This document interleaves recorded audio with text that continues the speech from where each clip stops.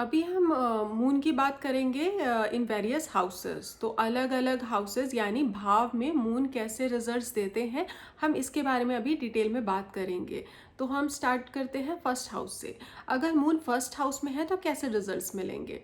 First house क्या होता है, आपका सेल्फ का हाउस होता है, अपना होता है, ठीक है। तो मून जब फर्स्ट हाउस में जाता है तो इसके थोड़े मिक्स्ड रिजल्ट्स मिलेंगे। मैं बहुत अच्छे नहीं कंसिडर करूँगी रिजल्ट्स मून फर्स्ट हाउस में। और उसका रीज़न क्या है कि अनलेस आपका मून टॉरस में है, एग्जॉल्टेड या ओन साइन में या एरीज में भी अच्छा रिजल्ट देता है। बट अदरवाइज जो है मून जब भी फर्स्ट हाउस में होता है, पहले तो मून आपका क्या होता है कि आप जहाँ पे जिस भी हाउस में रहता है उसमें आपका इंक्लिनेशन शो करता है। फर्स्ट हाउस में मून होने का मतलब इंसान बहुत ज़्यादा सेल्फ ऑब्सेस्ड है, वो अपने आप से बहुत ज़्यादा प्यार करता है, अपने ऊपर बहुत ज़्यादा ध्यान देता है, सेल्फ सेंटर्ड हो गया, ठीक है।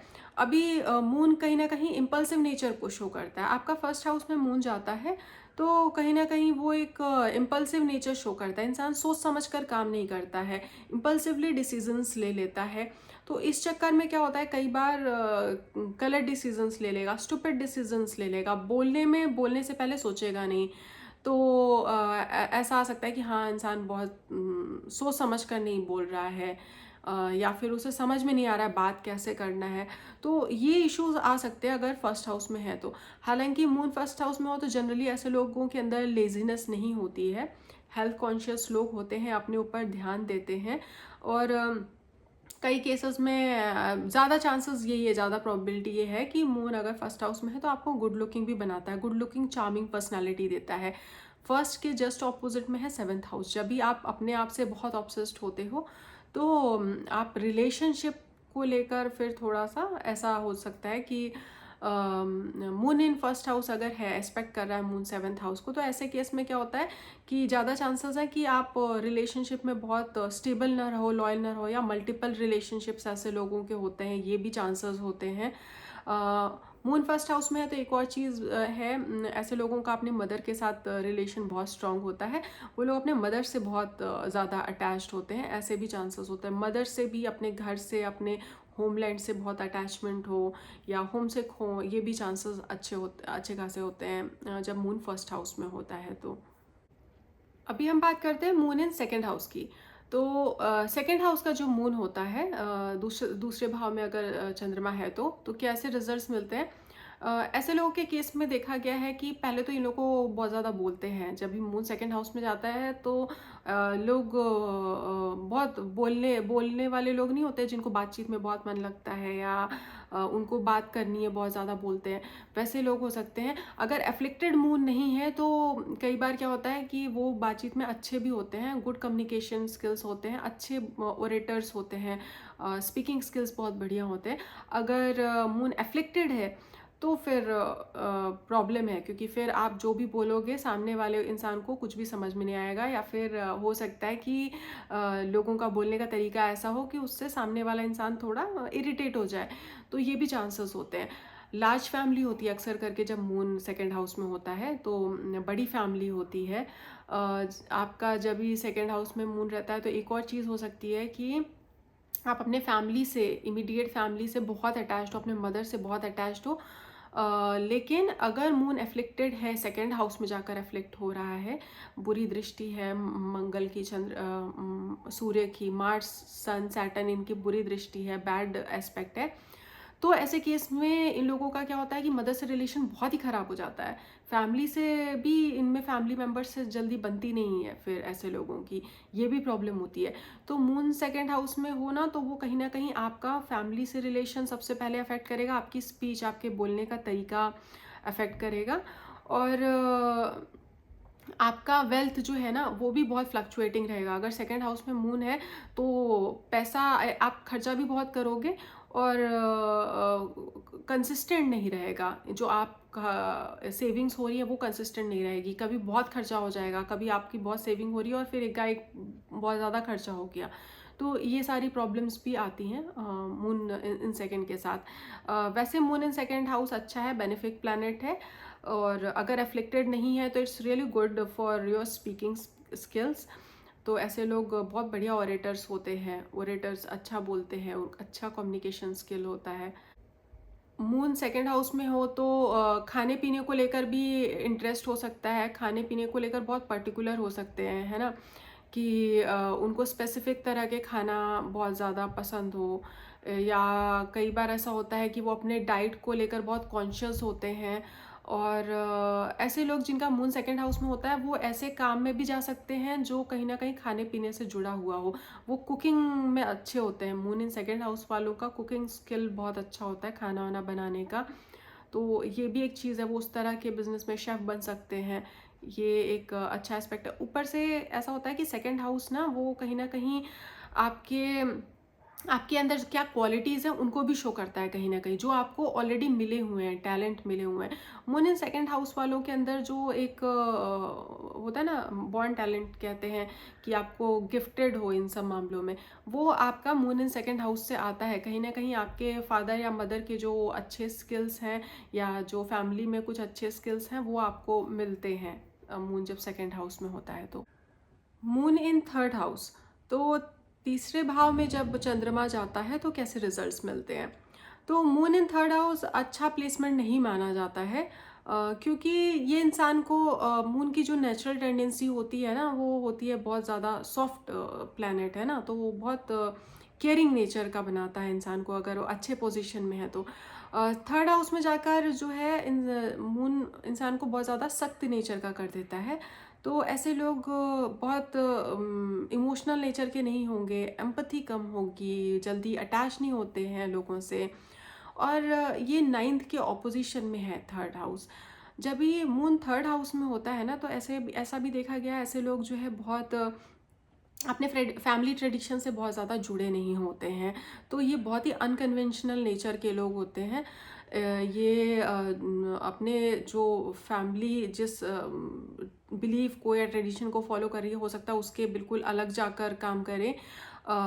अगर इनके केस में लव मैरिज होती है, अगर होती है तो लव मैरिज का कॉम्बिनेशन है, तो ऐसा चांसेस है कई बार कि ये लोग अपने कम्युनिटी से, अपने रिलीजन से बाहर जाकर भी शादी करें, या अपने फैमिली के अगेंस्ट जाकर शादी करें, इसके भी बहुत चांसेस होते हैं, हो सकते हैं। और मून इन थर्ड हाउस से एक चीज़ अच्छी होती है कि आपका कम्युनिकेशन स्किल कहीं ना कहीं इंप्रूव होता है, क्योंकि आपका इंटरेस्ट होता है उन सब चीज़ों में। कम्युनिकेशन हो गया, मास मीडिया हो गया, लैंग्वेज, लिटरेचर, ये सब चीज़ों में आपका इंटरेस्ट हो सकता है। और बोलने में भी आप अच्छे हो सकते हो, ऐसा नहीं है कि आप कम्युनिकेट नहीं करोगे। देखो, स्ट्रेंथ जो है वो कहीं ना कहीं मेंटल स्ट्रेंथ जो होती है वो अंदर से रिड्यूस हो जाती है। आपकी इनसिक्योरिटीज़, वीकनेस है, हो सकता है आप बाहर से शो ना करो, पर अंदर से जो झेलने की क्षमता होती है, ये सब उपच्य हाउसेस है ना। अगर अच्छे प्लैनेट्स गए थर्ड हाउस में, क्या होता है कि जनरली मेलिफिक प्लैनेट्स जो होते हैं, सन हो गया, सैटर्न हो गया, ये अच्छा परफॉर्म करते हैं, क्योंकि ये आपका स्ट्रेंथ बढ़ाते हैं ओवर टाइम। जो सॉफ्ट प्लैनेट्स होते हैं ना, वो कहीं ना कहीं आपको वीक बना देते हैं। और ऐसे में क्या होता है कि आप अपना बेनिफिट पहले देखते हो, कि आपका कुछ नुकसान ना हो। आपके अंदर फिर फाइट करने की क्षमता कम होती है, तो आप क्लेवरनेस यूज़ करते हो, है ना, किसी सिचुएशन से बाहर निकलने के लिए। तो आप वो दूसरा तरीका ढूंढते हो, तो सामने से सिचुएशन को फेस करने की एबिलिटी कम हो जाती है, और ये टाइम के साथ और रिड्यूस होती है। ये थोड़ी बुरी बात होती है जब उपच्या प्लेसेस में कोई प्लैनेट खराब कर रहा उस हाउस को। तो और मदर के साथ भी इनका रिलेशन बहुत अच्छा नहीं होता है in general. Moon in fourth house, तो फोर्थ हाउस में जब भी मून जाता है तो जनरली ये अच्छा है, क्योंकि मून एक बेनिफिक प्लैनेट है, सॉफ्ट प्लैनेट है। और फोर्थ हाउस आपका कंफर्ट, लग्जरीज, आपका जो होम का स्पेस होता है, फैमिली का स्पेस होता है, उसका होता है। तो जब भी मून फोर्थ हाउस में जाता है तो ऐसे लोग क्या होते हैं, बहुत फैमिली ओरिएंटेड पर्सन होते हैं। तो इन लोगों का अपने परिवार से, अपने फैमिली से बहुत लगाव होता है, अपने कंफर्ट जोन से बहुत लगाव होता है। इन लोगों को सुख शांति चाहिए अपनी लाइफ में, इन लोगों को हैप्पीनेस चाहिए, और जनरली मिलता भी है। अगर एफ्लिक्टेड नहीं है मून, या मून अकेले बैठा है फोर्थ हाउस में, तो सुख शांति रहती है जीवन में। और ऐसे लोग जो होते हैं ना, कि कई बार ऐसा करते हैं कि देखो, ये एक तो होम मेकर्स अच्छे हो सकते हैं, स्पेशली लड़कियों के केस में अगर ये प्लेसमेंट है तो। दूसरा ये कि ये लोग को घर से रिलेटेड जो भी काम होते हैं ना, बिजनेस या स्टार्टअप्स हैं, वो उसमें बहुत इंटरेस्ट होता है। ये अपना कोई कोचिंग सेंटर खोल लिया, पढ़ाना स्टार्ट कर दिया, एजुकेशन के लिए भी देखा जाता है फोर्थ हाउस। होम डेकोर की चीज़ें हैं, इंटीरियर डिज़ाइन से रिलेटेड कुछ है, तो उस तरह के फील्ड में इनका इंटरेस्ट हो सकता है। अपना खुद का भी घर सजाना इनको पसंद होगा, बहुत ही केयरिंग और नर्चरिंग नेचर के होंगे, स्पिरिचुअल होंगे, काफ़ी ज़्यादा धार्मिक स्वभाव के होंगे। ऐसे लोगों का बहुत ही ज़्यादा कह सकते हो अ, समाज सेवा इन सब चीज़ों में भी मन लगे, इसके भी बहुत चांसेस होते हैं। मेल्स हैं तो ऐसे मेल्स में भी ये लोग जो रियल इस्टेट वाली चीज़ें हैं, प्रॉपर्टी डीलिंग्स हैं, इसका काम है, उसमें हो सकते हैं, एग्रीकल्चर सेक्टर में हो सकते हैं, या food related, food beverage related industry में हो सकते हैं, एजुकेशन लाइन में हो सकते हैं। और ये लोग घर वगैरह, घर प्रॉपर्टी ये सब भी अच्छा बना पाते हैं मून की बेनिफिक प्लेसमेंट की वजह से। हालांकि मून क्योंकि यहाँ पे जाता है, मून में वाटर एलिमेंट ज़्यादा है, और फोर्थ हाउस ऑलरेडी एक अब देखोगे कालपुरुष चार्ट में यहाँ पे कैंसर साइन रहता है, ऑलरेडी वहाँ पर एक सेंसिटिव जोन है, वो वाटर एलिमेंट ज़्यादा है। तो एक तरह से कहा जाए मून का इम्पैक्ट कुछ ऐसा होता है, लोग बहुत ज़्यादा इमोशनल और सेंसिटिव नेचर के हो जाते हैं, ऐसे लोग बहुत ओवर थिंकिंग साइड में होते हैं। और अगर गलती से यहाँ पर मून एफ्लिक्टेड है या मेलेफिक प्लैनेट्स हैं, तो ऐसे लोग बहुत डिप्रेस हो जाते हैं अगर चीज़ें उनके हिसाब से ना हो रही हों तो। मून अगर फिफ्थ हाउस में जाता है, चंद्रमा पांचवें घर में जाता है, तो क्या रिजल्ट्स मिलेंगे?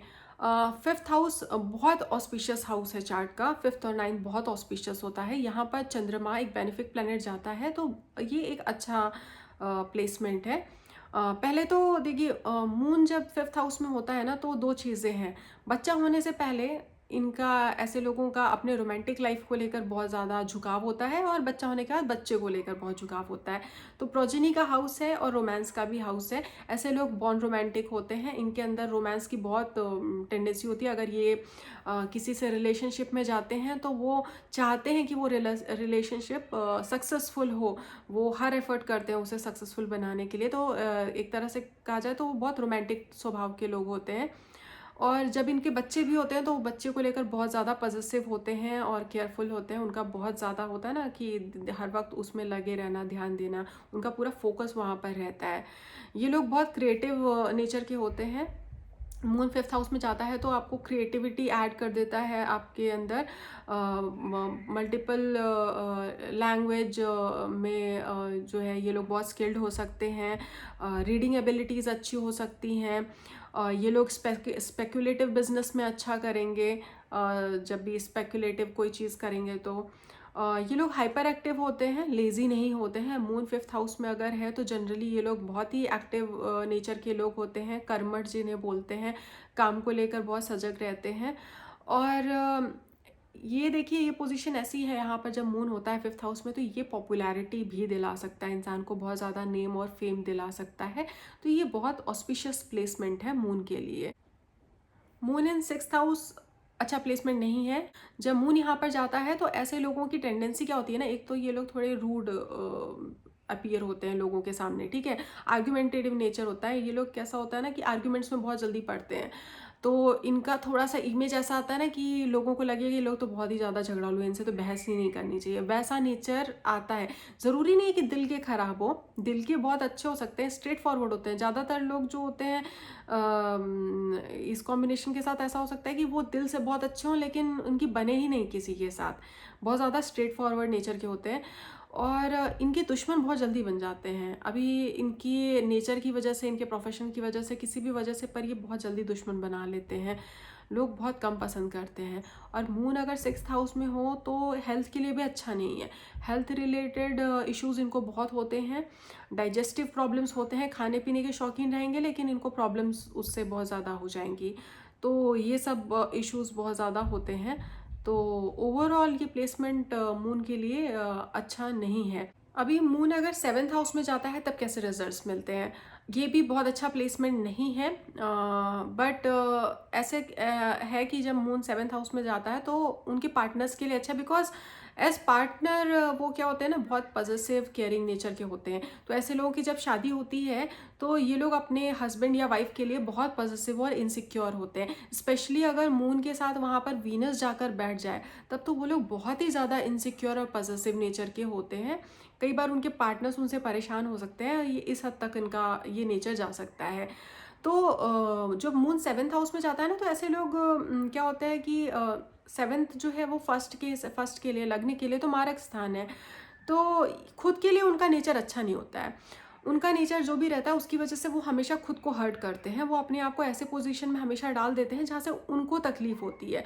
उनकी हेल्थ के लिए भी ये अच्छा नहीं है। 7th हाउस में अगर मून जाता है तो कहीं ना कहीं आपका देखो पब्लिक इमेज अच्छा बनेगा, आप दूसरों के लिए बहुत कर रहे हो या उन पे बहुत फोकस है, और उसकी वजह से कई बार ऐसा भी होता है कि आपको जनरल जहाँ पर भी आप जा रहे हो वहाँ की पब्लिक, वहाँ के लोग आपको बहुत पसंद करें, लोगों में आपकी लाइकिंग हो, आपको उसकी वजह से लेकिन नुकसान होता है मेंटली भी और कई बार फिजिकली भी। अगर मून 7th हाउस में है तो आप 5th और 9th को भी चेक करो, अगर वहाँ मेलेफिक्स हैं तो कई बार ऐसा देखा गया ऐसे लोग फिजिकली बहुत परेशान होते हैं, और वर्स्ट केस सिचुएशंस में they can like get into some kind of कोई बहुत मेजर हेल्थ इशू हो गया, एक्सीडेंट हो गया या समथिंग ऑफ दैट सॉर्ट। तो उस हिसाब से ये बहुत अच्छा प्लेसमेंट नहीं है। मून मारक स्थान में 7th हाउस में जा रहा है तो नेटिव के लिए अच्छा नहीं है बिल्कुल भी। ये लोग बिजनेस और ट्रेडिंग ये सब चीज़ों में अच्छा कर सकते हैं, स्पेशली अगर सैटर्न के साइन में है तो फाइनेंस में अच्छा कर सकते हैं। जहाँ पर भी पब्लिक डीलिंग है वहाँ पर उस तरह के प्रोफेशंस में ये लोग अच्छा वर्क करते हैं। So this sign placement will give negative results with few positive results. Moon in 8th house, तो moon in 8th house is also not very good placement. बहुत फिकल माइंडेड होते हैं लोग, बहुत ज़्यादा सोचने वाले, बहुत ज़्यादा इंट्रोवर्ट भी कह सकती हूँ। कोई भी चीज़ करने से पहले बहुत डरेंगे। अगर स्पेशली सैटर्न एस्पेक्ट कर रहा है तो इनके अंदर एक इनहेरेंट फियर होता है किसी भी चीज़ के लिए। उसके बाद ये प्लेसमेंट की वजह से क्रॉनिक डिजीजेस बहुत होती हैं। ऐसे नेटिव्स में कुछ ना कुछ क्रॉनिक प्रॉब्लम रहेगा जिससे वो परेशान रहेंगे। Most of the times they can B anaemic, iron deficiency हो सकती है, तो इस तरह के प्रॉब्लम्स बहुत होते हैं। मून इन 8th रिसर्च के लिए अच्छा है अगर ये लोग, क्योंकि ये लोग बहुत ज़्यादा चीज़ों को लेकर डीप में जाते हैं, बहुत ज़्यादा सर्च करते हैं, थोड़े खोजी नेचर के होते हैं। तो ऐसे लोग रिसर्च सेक्टर में हैं, माइनिंग, जियोलॉजी, इस तरह की चीज़ें कर रहे हैं तो उसमें ये लोग अच्छा भी परफॉर्म कर सकते हैं। सी स्टडीज़ में this can be really good, occult वगैरह स्टडी कर रहे हैं तो दिस कुड बी गुड। लेकिन नेटिव के लिए, उनकी मेंटल स्टेबिलिटी के लिए, मेंटल हेल्थ के लिए ये प्लेसमेंट बहुत अच्छी नहीं है। हेल्थ के लिए भी ये प्लेसमेंट अच्छी नहीं है। अभी हम बात करेंगे मून इन 9th हाउस की। तो 9th हाउस में जब मून जाता है तो 9th हाउस में मून बहुत अच्छा परफॉर्म करता है। पहले तो देखिए ऐसे लोग जो होते हैं बहुत ही ज़्यादा ट्रेडिशनल टाइप के होते हैं, अपनी फैमिली को बहुत वैल्यू करते हैं, अपनी फैमिली सेटअप को बहुत वैल्यू करते हैं। ऐसे लोग सिर्फ अपने इमीडिएट फैमिली को ही नहीं, इनके जितने भी नाते रिश्तेदार हैं, फ्रेंड्स हैं, रिलेटिव्स हैं, वो सबको बहुत इंपॉर्टेंस देते हैं, सबको बहुत मान सम्मान देते हैं। तो ये बहुत ज़्यादा प्रिंसिपल वाले लोग होते हैं, वैल्यूज़ वाले लोग होते हैं, फिलोसफिकल होते हैं, धार्मिक होते हैं। इन लोगों के साथ एक चीज़ ये भी रहती है कि इनकी फैमिली का सपोर्ट भी इनके साथ रहता है। तो उनके फैमिली उनको काफ़ी सपोर्ट करती है। ये लोग लकी होते हैं कई मैटर्स में, अनलेस एफ्लिक्टेड या इनका जो मून जिस साइन में है वो साइन लॉर्ड जो है कहीं गलत जगह जाकर प्लेस ना हुआ हो, तब ये प्लेसमेंट जो है बहुत ही अच्छे रिजल्ट्स देती है। इंसान के लाइफ में प्रॉब्लम्स फिर कम आते हैं, ऑब्स्टिकल्स कम आते हैं। ऐसे लोग जो है नेचुरली लकी होते हैं, फॉर्चुनेट होते हैं, वेल्थ के मामले में, हैप्पीनेस के मामले में। और इनके जो बच्चे होते हैं इनसे भी उनको बहुत ज़्यादा काइंड ऑफ उनका अच्छा रिलेशन होता है, ये लोग भी बहुत मानते हैं और बच्चों से भी बहुत रिस्पेक्ट मिलती है। तो ओवरऑल ये पोजीशन अच्छी है मून की। तो मून अगर 10th हाउस में जाता है, 10वें भाव में, तो वहाँ पर क्या रिजल्ट्स मिलते हैं। पहले तो देखिए मून 10th हाउस में अगर गया, 10th हाउस आपका कर्म स्थान है, तो ऐसे लोग जो है वो बहुत ही कर्मठ नेचर के होते हैं, बहुत ज़्यादा अपने काम, अपने वर्क के लिए डिवोटेड होते हैं। इनको हर चीज़ परफेक्शन के साथ चाहिए होती है। ये जो भी काम लाइफ में उठाते हैं उसके लिए बहुत हार्ड वर्क करते हैं। ऐसे भी ये लोग बहुत हार्ड वर्किंग नेचर के होते हैं। और जब मून यहाँ पर जाता है इस प्लेसमेंट में, तो इन लोगों की लाइफ में बहुत मेहनत होती है, इनको बहुत काम करना पड़ता है। और ये लोग अपने काम के बल पे अपना स्टेटस ग्रो करते हैं सोसाइटी में, इनकी रिस्पेक्ट बढ़ती है। मून 10th हाउस में होता है तो वो एक आपको सोसाइटी में बहुत इज्जत दिलाता है, फेम दिलाता है। एफ्लिक्टेड नहीं होना चाहिए। एफ्लिक्टेड मून है या जो डिस्पोजिटर है मून का, मतलब जिसकी राशि में चंद्रमा बैठा है, अगर वो जाकर कहीं कमज़ोर हो जा रहा है, ख़राब हो जा रहा है, तब बात अलग है, तब आपके रेपुटेशन को गलत तरीके से इम्पैक्ट कर सकता है। बट इन जनरल मून की ये पोजीशन आपके स्टेटस, आपकी रेपुटेशन, आपकी पॉपुलैरिटी के लिए बहुत अच्छी है। हाँ, बस ये है, आपको वेल्थ भी अच्छा मिलेगा, आप बढ़िया अपना करियर भी ग्रो करोगे, लेकिन आपको बहुत मेहनत करनी है इस लाइफ में, ये आप मान के चलो अगर आपका मून 10th हाउस में है तो। अभी अगर किसी का मून 11th हाउस में है तो क्या, 11th हाउस एक ऐसा हाउस है जिसमें ज़्यादातर प्लैनेट्स अच्छे ही परफॉर्म करते हैं। अच्छे इन द सेंस, अगर वो उस हाउस में हैं तो वो उनकी दशा में आपको प्रॉफिट होगा, गेन्स होंगे। तो 11th हाउस में जनरली सभी प्लैनेट अच्छे माने जाते हैं। मून भी जब वहाँ जाता है तो आपको वेल्थ मिलता है, आपकी लाइफ में गेन्स आते हैं, सब कुछ आता है।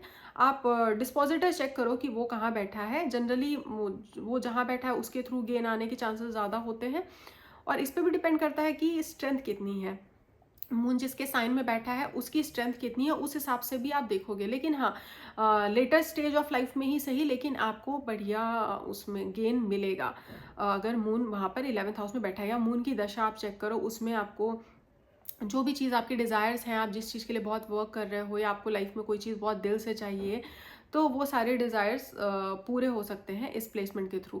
तो फाइनेंस के लिए अच्छा है। हालांकि मून एक ऐसा प्लैनेट है जो कहीं ना कहीं फ्लक्चुएशन, अनस्टेबिलिटी, अनसर्टेनिटी शो करता है, इसलिए वो जब 11th भाव में भी जाता है तो आपको कहीं ना कहीं जो आपके गेन्स हैं उनमें फ्लक्चुएशन दिख सकता है, लॉसेस, गेन्स, थोड़ा वो उतार चढ़ाव हो सकता है। तो बाकी प्लैनेट्स के कंपैरिजन में इस रिस्पेक्ट में वो थोड़ा वीक कर देता है। But in general it's really good placement 11th house. ऐसे लोगों का क्या है कि इनका अपने फ्रेंड्स रिलेटिव से बहुत अटैचमेंट होगा। वो हमेशा चाहेंगे कि उनके दोस्तों, उनके अच्छे दोस्त बने, उनके फैमिली एक्सपेंड हो। तो ऐसे लोगों का ना मटेरियल डिज़ायर्स बहुत ज़्यादा होते हैं, उनका बहुत मन होता है सोशलाइज करने का। तो अगर बाकी सारे कॉम्बिनेशंस अच्छे हैं तो ये सारी चीज़ें इनको लाइफ में मिलती भी हैं। मून इन 11th के साथ ये भी एक चीज़ अच्छी है कि देखिए, इनको पॉपुलैरिटी मिलने के भी चांसेस अच्छे खासे होते हैं। 5th में भी होता है, और मून अगर 11th में है, 10th में है, 7th में है, तो इनके अंदर चांसेस होते हैं इनकी लाइफ में कि ये लोग जहाँ पर भी वर्क कर रहे हैं, जहाँ जा रहे हो, वहाँ पर पॉपुलैरिटी गेन करने के चांसेस होते हैं। ये लोग जो होते हैं इनका एक नेचुरल इंक्लिनेशन होता है पॉलिटिक्स में, तो ये लोग पॉलिटिक्स में अच्छा परफॉर्म कर सकते हैं। मून अगर 12th हाउस में जाकर बैठते हैं तो वो एक अच्छा पोजीशन नहीं है। 12वां घर जो होता है व्यय का स्थान होता है, एक्सपेंडिचर का, लॉसेस का स्थान होता है। तो जब मून वहाँ पर जाकर बैठता है तो देखिए, एक चीज़ तो अच्छी हो सकती है कि हाँ, ऐसा इंसान खर्चा करे चैरिटी पे, वो खुद से इंसान बहुत चैरिटेबल नेचर का है, वो बहुत धार्मिक नेचर का, स्पिरिचुअल नेचर का है, ये चांसेस होते हैं। मून अगर वहाँ जा रहा है 12th हाउस में तो ऐसे इंसान बहुत फिलोसफिकल, स्पिरिचुअल नेचर के होते हैं। तो वो लोग चैरिटी में कर रहे हैं तो वो अलग चीज़ है, बट अदरवाइज भी मून वहाँ पर जाता है तो आपके कहीं अनवांटेड लॉसेस हो सकते हैं। हालांकि मून 12th में हो तो बहुत चांसेस होंगे कि आप खुद से बहुत खर्चा करना नहीं चाहते हो या कंजूस हो नेचर में, लेकिन आपका अनवांटेड जगहों पे लॉसेस हो जाए या खर्चा हो जाए, ये चांसेस, प्रोबेबिलिटीज़ होती हैं। मून 12th के लिए मेंटल हेल्थ के लिए अच्छा नहीं होता है। ऐसे लोग बहुत ज़्यादा सोचने वाले नेचर के होते हैं, वो हद से ज़्यादा चीज़ों को दिमाग में लेकर चलते हैं, ओवर इमेजिनेटिव होते हैं। जो चीज़ें नहीं भी हो रही होंगी वो भी वो सोच कर बहुत ज़्यादा दिमाग में बढ़ा लेंगे, तो ये प्रॉब्लम्स हो सकती हैं। मून 12th हाउस में हो तो आपकी बहुत इच्छा होगी कि आप बाहर चले जाओ, घर से दूर जाओ, या आपका फॉरेन ट्रैवल करने का हो सकता है बहुत मन हो। वो ट्रैवलिंग होगी या नहीं, फॉरेन सेटलमेंट होगा कि नहीं, उसके योग दूसरे हैं, वो दूसरे कॉम्बिनेशंस चेक करने पड़ते हैं। पर आपका एक जनरल डिज़ायर होता है, इंक्लिनेशन होता है कि आप फॉरेन ट्रैवल करो या आपका फॉरेन सेटलमेंट हो। मून इन 12th वाले भी एजुकेशन, रिसर्च लाइन में अच्छा कर सकते हैं। ये लोग क्या है कि क्योंकि बहुत ज़्यादा सोचने वाले लोग होते हैं, थोड़ा इनके अंदर ये कैपेबिलिटी होती है कि आइसोलेशन पसंद आता है। मून इन 12th वाले ये बहुत एक्सट्रोवर्ट टाइप के लोग नहीं होते हैं, इंट्रोवर्ट लोग होते हैं। तो ऐसे लोगों के लिए आसान होता है रिसर्च सेक्टर में अच्छा करना। ऐसे बहुत सारे लोग होते हैं जिनका मून 8th या 12th में है, उन लोगों को मैंने देखा है वो लोग रिसर्च लाइन में बहुत एक्सेल करते हैं, अच्छा करते हैं। या आप ऐसे किसी प्रोफेशन में हो जहाँ आपको पब्लिक डीलिंग बहुत ज़्यादा नहीं है, जहाँ आपको अपना हटकर काम करना है, बैकग्राउंड में काम करना है, आपको लोगों से बहुत ज़्यादा डील नहीं करना है, तो ऐसे चीज़ों के लिए moon in 12th is good. Moon in 12th से क्रिएटिविटी भी अच्छी मिलती है, इमेजिनेशन वाली चीज़ें होती हैं, क्रिएटिव चीज़ें होती हैं, उन चीज़ों में अच्छा परफॉर्म करते हैं नेटिव। आर्ट हो गया या लिटरेचर से रिलेटेड कोई चीज़ हो गई, पोइट्री लिखने उखने का मन होता हो, तो आर्टिस्टिक चीज़ों में ये लोग अच्छा परफॉर्म कर सकते हैं। तो अभी हम बात करते हैं कंजंक्शंस की, ठीक है। तो मून अगर किसी प्लैनेट के साथ कंजंक्शन में है, यानी उसके साथ किसी भाव, किसी हाउस में या किसी साइन में बैठा हुआ है, तो कैसे रिजल्ट्स मिलेंगे। अगर मून मार्स के साथ बैठा है, तो मार्स क्या है, बहुत ही फेयरी नेचर का प्लैनेट है, बहुत उसमें फायर एलिमेंट ज़्यादा है। और मून कैसा है, वाटर नेचर का है ना, वाटर एलिमेंट ज़्यादा है। तो ये कंजंक्शन बहुत अच्छा नहीं माना जाता है। ऐसे भी मून किसी मेलेफिक प्लैनेट के साथ कंजंक्शन में हो तो वो अच्छा नहीं माना जाता है। इससे क्या होता है, इंसान के अंदर वो एग्रेसिव नेचर आ जाता है, वो बहुत ही ज़्यादा इम्पल्सिव हो जाता है, गुस्सा बहुत पीक पर गुस्सा आएगा तो इंसान गुस्सा कंट्रोल करना मुश्किल हो जाएगा। तो वो एक चीज़ होती है, और कहीं ना कहीं ये हेल्थ को भी निगेटिवली इफेक्ट करता है। मून मार्स वाला कंजंक्शन जो होता है वो हेल्थ के लिए भी नहीं अच्छा होता है। ऐसे लोगों को डाइजेस्टिव प्रॉब्लम्स बहुत ज़्यादा हो सकते हैं। और ये लोग जो है अपने मदर के साथ बहुत मदर को लेकर ऐसा भी हो सकता है कि अपने मदर को लेकर, अपने सिबलिंग्स को लेकर पॉजिटिव है, लेकिन कहीं ना कहीं वो गुस्से वाला एलिमेंट भी आ जाता है। तो कभी छोटी छोटी बात पे अपनी माँ पे गुस्सा करेंगे या मदर पे बहुत ज़्यादा गुस्सा करने लगेंगे, वो एक चीज़ आ सकती है इस कॉम्बिनेशन के साथ। अगर हम मून और वीनस की बात करें, तो मून और वीनस के साथ क्या है कि इस कंजंक्शन में क्या होता है कि इंसान बहुत ज़्यादा रोमांटिक नेचर का हो जाता है, अपने रिलेशनशिप को लेकर बहुत पॉजिटिव हो जाता है। तो उसके लिए रिलेशनशिप बहुत मैटर करता है ऐसे इंसान की लाइफ में। तो अगर ये कंजंक्शन आपका 5th या 7th में बैठा है, तब तो वो जिसके साथ भी रिलेशनशिप में आएगा उसको बहुत ज़्यादा वैल्यू करेगा, उस इंसान को बहुत केयर शो करेगा, बहुत मानेगा। लेकिन अगर ये फर्स्ट हाउस में है सपोज करिए, या 11th हाउस में है, तो अच्छा नहीं है, क्योंकि अगर सिर्फ एस्पेक्ट कर रहा है तो ये चांसेस हैं कि उस इंसान के लिए रिलेशनशिप मैटर तो करता है, लेकिन वो एक रिलेशनशिप पे टिक पाए ये ज़रूरी नहीं है। तो मून वीनस के कंजंक्शन के केस में क्या होता है कि इंसान के अंदर रोमांटिक स्ट्रीक तो रहता है, लेकिन वो रिलेशनशिप में बहुत स्टेबल नहीं होता है, ये भी एक प्रॉब्लम होती है।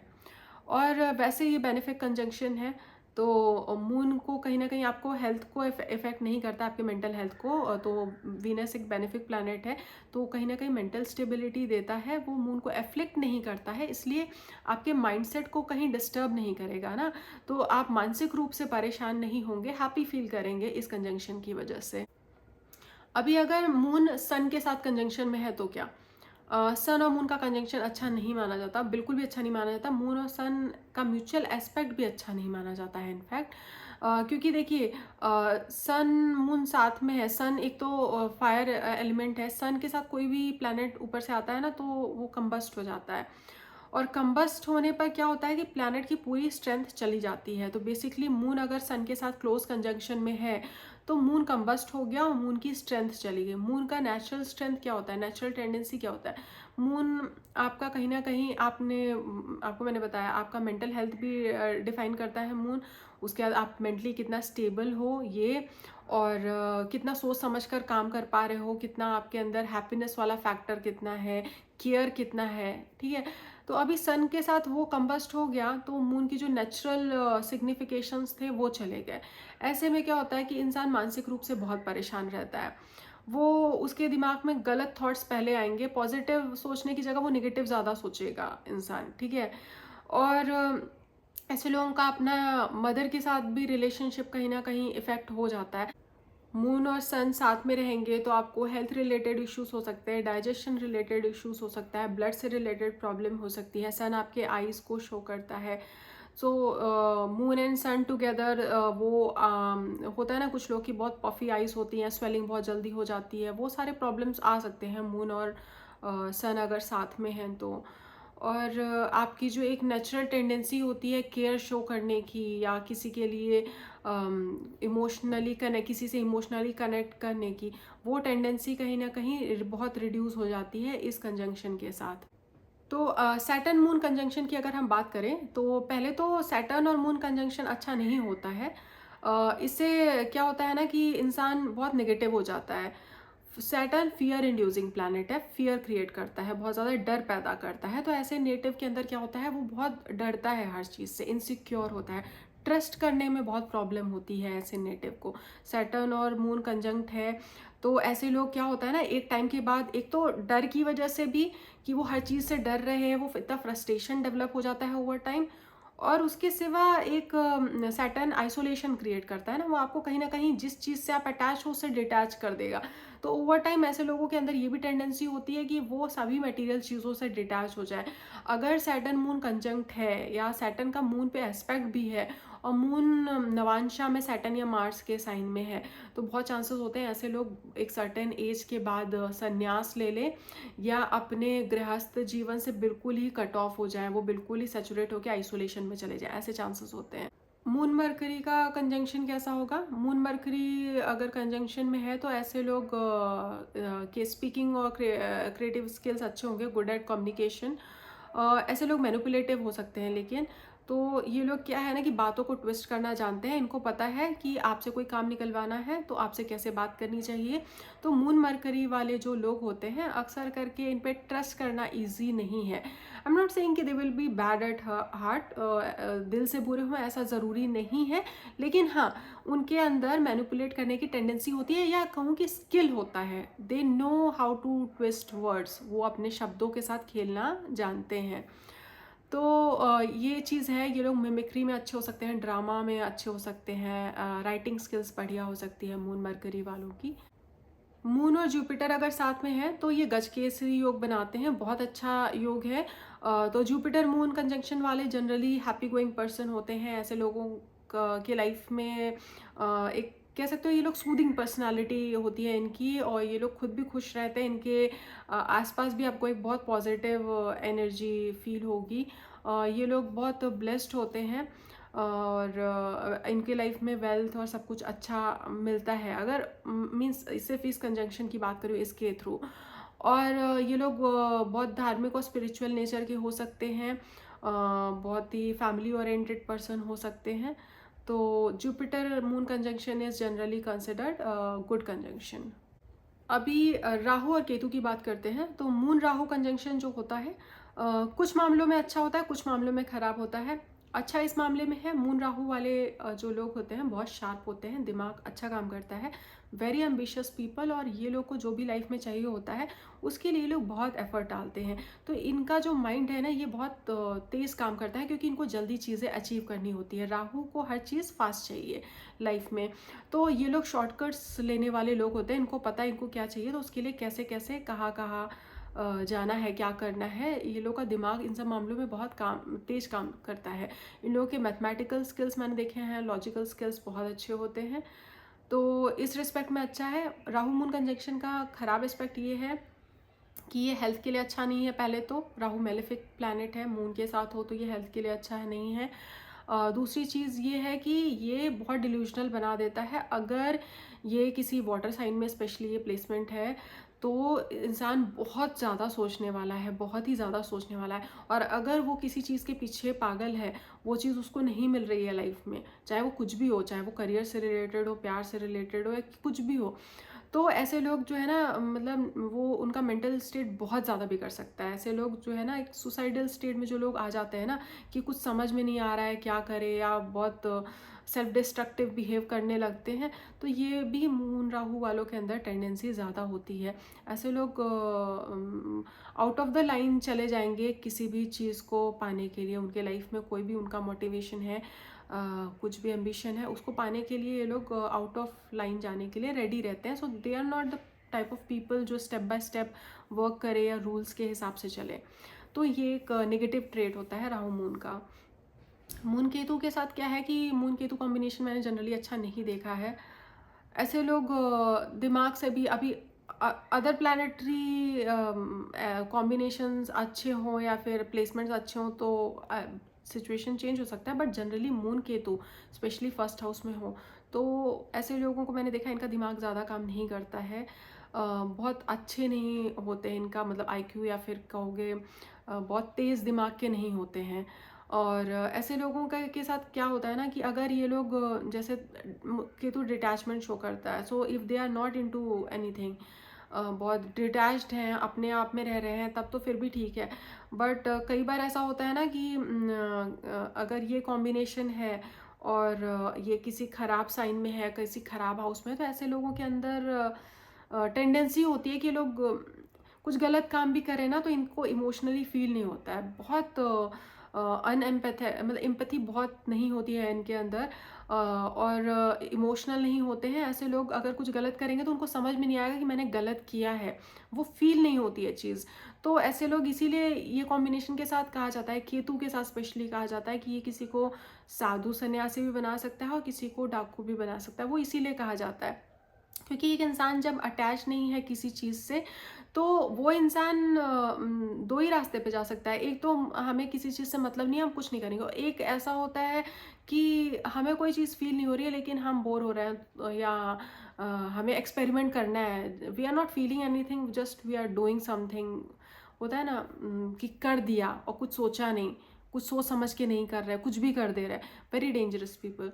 तो ये चीज़ हो सकती है, but again it is all these are generalized results. अभी कंजंक्शंस हो गए हैं। एस्पेक्ट की अगर हम बात करें तो मून पे देखिए, मून जिस साइन में बैठा है, अगर वो मार्स के साइन में बैठा है, सैटर्न के भी साइन में बैठा है, तब अगर सैटर्न या मार्स एस्पेक्ट कर रहा है तो जनरली वो एस्पेक्ट अच्छा होता है। ये चीज़ मैं आपको बताती हूँ। अगर मून किसी मेलेफिक प्लैनेट के भी साइन में बैठा है, ज़ोडिएक साइन या राशि में बैठा है, और तब वो प्लैनेट एस्पेक्ट कर रहा है, देन इट्स गुड। अगर मून किसी और राशि में बैठा है और उसको जो एस्पेक्ट कर रहा है प्लैनेट, जिसकी दृष्टि है, वो प्लैनेट मेलेफिक है, बेनिफिक है, फिर उसके हिसाब से रिजल्ट्स मिलेंगे। तो जो जनरली बेनिफिक प्लैनेट्स होते हैं, जुपिटर, मरकरी, वीनस, ये सारे प्लैनेट्स क्या है, ये जनरली अच्छे ही रिजल्ट्स देंगे अगर मून को एस्पेक्ट कर रहे हैं तो, ठीक है। और जो मार्स, सन, सैटर्न, ये प्लैनेट्स अगर एस्पेक्ट कर रहे हैं तो जनरली खराब रिजल्ट्स देते हैं। बट अगर चंद्रमा इनकी ही राशि में बैठा है और तब ये देख रहे हैं चंद्रमा को, तब रिजल्ट्स अच्छे मिलेंगे। तो मैंने मून के बारे में एक ब्रीफ ओवरव्यू दे दिया है, प्लेसमेंट्स और एस्पेक्ट्स और कंजंक्शन को लेकर। ऑक्यूपेशन जो भी हम मून का देखते हैं तो मून को आप एग्रीकल्चर से आप रिलेट करो, ठीक है। जितने भी एग्रीकल्चर, हॉर्टिकल्चर, ये सारे जो सेक्टर्स हैं वो सब मून डोमिनेटेड है। वाटर रिलेटेड जो ट्रेडिंग लाइन जो ये होते हैं, सॉरी, सेलर्स हो गए, मर्चेंट्स, ट्रेडर्स हो गए, ये लोग का भी आप प्रोफेशन मून से देख सकते हो। मून वाले बिजनेस में अच्छा परफॉर्म करते हैं। और मून किसी का अगर ये बना रहा है, ऑक्यूपेशन का कारक है किसी के चार्ट में, या किसी के में करियर का कारक है, तो ये लोग होम मेकर्स भी हो सकते हैं। स्पेशली फीमेल चार्ट में कहूँगी, good home makers. They can be in profession related to food and beverage industry, they can be in profession जो भी आपका हाउस में चीज़ें यूज़ होती है ना, हाउसिंग मटेरियल्स है, इंटीरियर हो गया, डेकोर हो गया, सजाने की चीज़ें हो गई, इन सब से रिलेटेड जो प्रोफेशंस हैं वो मून डोमिनेटेड हैं। मोती होते हैं, पर्ल, उनसे रिलेटेड अगर है, या जेमस्टोन्स हैं, इनसे रिलेटेड काम हो गया, तो वो भी आप मून से देख सकते हैं। और शेफ़ हो गए, ये सब चीज़ें हो गई। टीचिंग लाइन में जो लोग जाते हैं, पढ़ाते हैं, एनजीओज़ को ज्वाइन करते हैं, इस तरह के जो प्रोफेशन है वो भी हम मून से देख सकते हैं। तो फिलहाल इस वीडियो में हम यहीं पर ख़त्म करते हैं। अगर हमें मून के बारे में और डिटेल में जाना होगा, फॉर एग्जांपल साइन प्लेसमेंट को लेके, हाउस प्लेसमेंट को लेके, तो उसके लिए मैं एक सेपरेट वीडियो बनाऊंगी। This video was all about moon, चंद्रमा के बारे में ब्रीफली मैं जितना बता सकती थी मैंने इस वीडियो में बताया। आई होप आपको वीडियो पसंद आया हो। अगर आपको वीडियो पसंद आया तो वीडियो को ज़रूर लाइक करें और चैनल को सब्सक्राइब करना मत भूलिएगा। हमारे चैनल पर महाभारत, उपनिषद और भगवद गीता से जुड़े हुए वीडियोस भी अवेलेबल हैं, ज़रूर चेक करिएगा। Thank you.